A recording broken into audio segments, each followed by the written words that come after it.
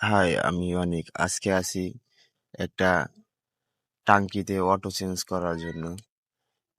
তো আজকে সকাল সকাল চলে এসেছি একটা টাঙ্কিতে অটো চেঞ্জ করার জন্য।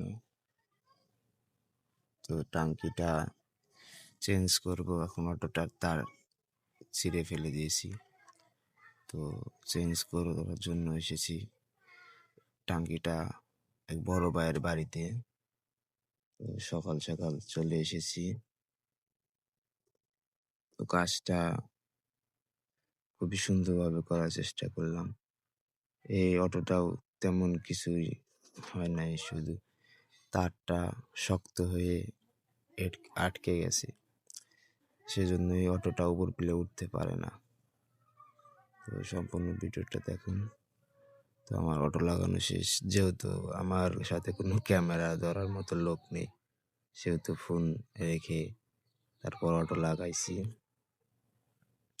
তো অটো লাগানো শেষ, এখন অটোটা টাঙ্কির ভিতরে সেট করে দেব। তো নিচে বড় ভাই আছে, তাকে বলছি যে কাট আউটটা লাগানোর জন্য। এখন টাঙ্কিটা সেট করে দিয়ে তারপর সুন্দর করে চলে যাব। তো দেখুন কিভাবে অটোটা কাজ করে।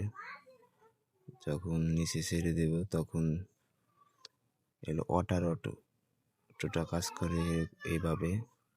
ছেড়ে দেওয়ার সাথে সাথেই একদম পানি বুরুত করে চলে এসেছে।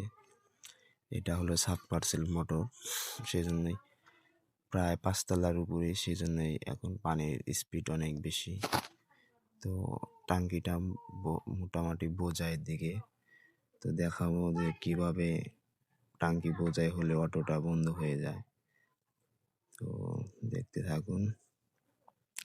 তো এখন অটোটা বন্ধ হয়ে যাবে, সেটাই দেখার জন্য আমি অনেকক্ষণ ধরে এখানে রয়েছি। যেহেতু সাবমার্সিবল মোটর, সেহেতু মোটরটা টাঙ্কি বোঝাই করতে বেশি সময় নেয় না। তো ভিডিওটা ভালো লাগলে লাইক, কমেন্ট, শেয়ার আর ফলো দিয়ে যাবেন। দেখুন কত সুন্দরভাবে বন্ধ হয়ে গেল। তো আমি আর একবার বোঝার জন্য যে অটোটা ঠিকভাবে কাজ করে নাকি, আমি আবার এটা তুলে আবার নিচে নামিয়ে দেব যে ঠিকভাবে অটোটা কাজ করে নাকি। তো মোটামুটি অটোটা পারফেক্ট আর অ্যাকুরেটভাবে কাজ করতেছে। আশা করি আর পরবর্তীতে সমস্যা হওয়ার কথা না। তো আমি এখন টাঙ্কিটা সুন্দর করে আগের মতো করে চলে যাব। তো আজকের ভিডিও এই পর্যন্ত।